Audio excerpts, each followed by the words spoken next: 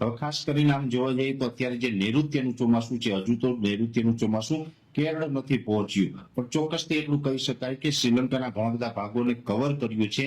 પણ સાથે વાત એ પણ છે કે ચોમાસું અત્યારે ધીમે ધીમે આગળ વધી રહ્યું છે, પણ જેટલી ઝડપથી આગળ વધતું હતું એ થોડુંક ધીમું પડ્યું છે. એટલે કે ગઈકાલે 21 તારીખના રોજ ચોમાસાએ અત્યાર સુધીમાં જેટલા વિસ્તારોને કવર કર્યા અને જેટલી ઝડપથી આગળ ચાલ્યું હતું એના કરતા ગઈકાલે થોડુંક ધીમું પડ્યું છે. છતાં પણ કેરળથી ચોમાસું હવે દૂર નથી, એટલે કેરળની અંદર સમય કરતા તો ચોમાસું વહેલું પ્રવેશ કરી જાય તેવી પૂરી શક્યતાઓ છે. ચોમાસું કેરળમાં પ્રવેશ કરશે કે એની પણ સત્તાવાર રીતે હવામાન વિભાગ જાહેરાત કરશે, એવી રીતે આપણે પણ એમની માહિતી આપશું. પણ અત્યારે ચોમાસું છે થોડુંક ધીમું પડ્યું છે, ધીમી ગતિ આગળ ચાલી રહ્યું છે. હવે ખાસ કરીને બીજી વાત કરવાની છે વાવાઝોડાની, કેમ કે ગુજરાતની અંદર જે પ્રમાણે આપણે વાવાઝોડાની સતત ઘણા દિવસની માહિતી આપી રહ્યા છે અને આપણે વરસાદોની આશંકા છે, છેલ્લા 2 દિવસની અંદર અનેક જગ્યાએ વરસાદો પડ્યા છે.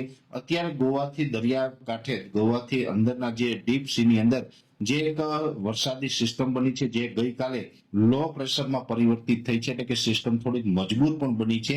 પણ ગઈકાલે જે પ્રકારે આપણું અનુમાન હતું કે પશ્ચિમ દિશામાં મુવમેન્ટ ચાલુ કરી હતી, પણ એ મુવમેન્ટ ચાલુ કરી ગઈકાલ સાંજ સુધી રહી, ત્યાર પછી ફરીથી એ સિસ્ટમ સ્થિર થઈ છે. જોકે આ ઘણી બધી સિસ્ટમો અરબ સાગરની અંદર બનતી હોય છે, જે ચોમાસા પહેલા જે વરસાદની સિસ્ટમો બનતી હોય ઘણી વખત વાવાઝોડામાં પરિવર્તિત થતી હોય છે. આ સિસ્ટમ છે એ થોડીક અસમંજસતા વાળી છે. ઘણા દિવસથી આની અંદર એક ફાઇનલ નથી થતું કે આમાં વાવાઝોડું બનશે કે કેમ. નકર તો આપણે 1 થી 2 દિવસની અંદર અસમંજસતા હોય, પણ 1 થી 2 દિવસની અંદર ફાઇનલ થઈ જતું હોય છે ને આપણા તરફથી માહિતી આવી જતી હોય છે આ સિસ્ટમ છે વાવાઝોડું બનશે. આજે 22 તારીખના રોજ પણ હજુ આ સિસ્ટમ વિશે અસમંજસતા છે. વાવાઝોડું બનશે કે મજબૂત ડિપ્રેશન અથવા તો ડીપ ડિપ્રેશન બનશે એ હજુ નક્કી થઈ રહ્યું નથી. હા, એક ચોક્કસથી વાત છે કે જો આ વાવાઝોડું બને તો એની માહિતી આપશું, પણ વાવાઝોડું નહીં બને તો પણ ડિપ્રેશન અથવા તો ડીપ ડિપ્રેશન બનવાનું છે. અને મે મહિનાના છેલ્લા અઠવાડિયામાં આપણે ઘણા સમયથી કહી રહ્યા છીએ કે મે મહિનાના છેલ્લા અઠવાડિયામાં ગુજરાતના અનેક વિસ્તારોમાં વરસાદ પડવાના છે. એટલે વરસાદ પડવાના છે એ ખાસ આપણી આગાહી છે. વાવાઝોડા વિશે હજુ પણ આપણે લગભગ 24 થી 36 કલાક સમય લાગશે.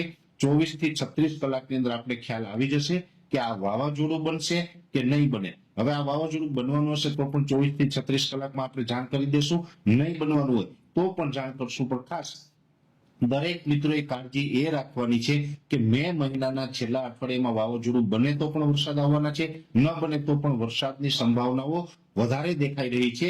એટલે આપણે એ પ્રકારની તૈયારીઓ પણ કરી લેવાની છે. વૈષ્ણવજન તો તેને કહીએ જે પીડ પરા